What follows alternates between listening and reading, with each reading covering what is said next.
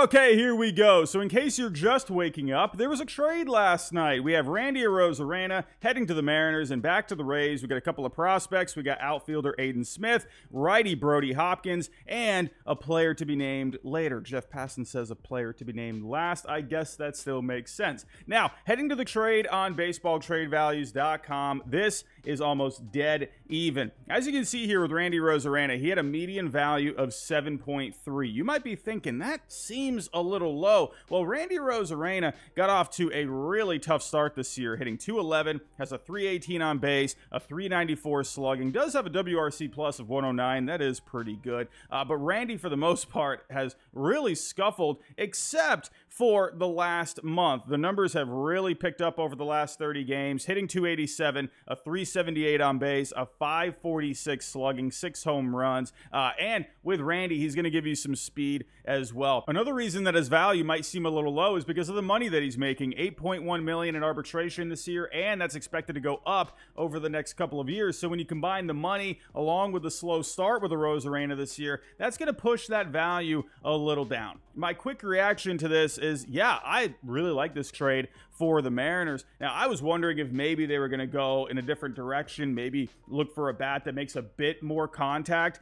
Randy Arozarena, he's going to be near the bottom when it comes to contact percentage, but that doesn't necessarily have to be a bad thing. With Randy, especially heating up as of late, I do think this is a good fit for the Mariners. Now, they really needed a bat here, especially with J-Rod out. J.P. Crawford going to be out for a little bit. They're 24th in offense right now. I mean, something had to pick up here, and then you just lost 2 bats. Yeah, they needed to make a deal like this. You know, taking a look a little further, when it comes to the Mariners and on-base percentage, they're 27th overall, and they have the highest strikeout percentage in Major League Baseball. Now, Randy Arozarena, he is going to strike out a bit. He's in the bottom 30% in strikeout percentage, so that's why I was wondering, you know, maybe the Mariners go for a bat that gets on base, doesn't strike out all that much, but, you know, with Randy Arozarena already striking out a decent amount, he basically fits right in with the Mariners here. You know, yeah, they needed a bat, I think, like this. Maybe, you know, you could have argued for a bit more contact, but when it comes to Randy, we know that this is a guy that can get on base. He can work counts well. He ranks pretty high this year in walk percentage. So they needed a guy that is going to just give a tougher at-bat in the middle of the order. And then when you got J.P. Crawford, Julio Rodriguez coming back, and hopefully those guys can pick it up in the second half, along with a couple of other guys like Mitch Garver, you know, maybe Jorge Polanco, you know, maybe Randy can really pick up some energy here. And we know Randy Arozarena, he's got a bit of a personality there. So hopefully, you know, everything can come together for Seattle here in the second half. I do like this move for Seattle. Again, they needed a guy, you know, an impact kind of a bat, and Randy has really shown in the past what he can do for you, especially in the postseason. And we know the Mariners, you know, when they've made it to the postseason, they haven't really been able to get over that hump with offense being an issue. And hey, we know Randy can provide the offense in the postseason. I think it's a good move for the Mariners, especially now. There was a bit of urgency here, and I'm glad they were able to get this done. Now, as for the Rays, they got a couple of prospects here. You know, people might be thinking, oh, this seems a little weak for the Rays to get. We know the Rays here. We know how they see prospects, right? They see some hidden gems out there, and they can get a lot out of them. But I think they did really well in this. Again, it's a pretty even trade, at least in my opinion. I can totally see some people out there thinking, no way, this is a fleece from the Mariners' point of view. But no, I'm a fan of Aiden Smith here. Got a pretty balanced profile overall with the bat, but an athlete, has a good arm as well. He was a 4th-round pick last year, and he's hitting really well in A-ball right now, hitting .284, a .402 on base, a .470 slugging, .872 OPS overall. But those are the kind of players that the Rays like to go for. Projectable bats,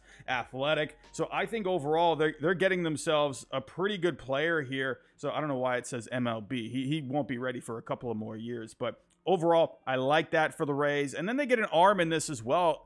We got Brody Hopkins. He's having himself a really good year down in A-ball. 2.90 ERA, 18 starts. This is a guy with a big fastball, has a really good slider to go along with it. Maybe needs to work on throwing the strikes a little bit more, but when it comes to the Rays, we've seen them that they can get a good amount out of pitchers. And hey, with Brody Hopkins having himself a good year already, there's projection here. He's a big guy too, 6'4". So I like this overall for the Rays. That's how it should be for trades. You need both sides to win, and I think both sides won here. With the Rays, with where they were this year, it just felt like they just didn't have it really. So yeah, move on from Randy Arozarena. Take advantage of that hot streak that he's on, and again, he's been hitting really well lately. After that tough start, I think this is a good time to trade Randy. Sell as high as possible. With the fact that he's been heating up.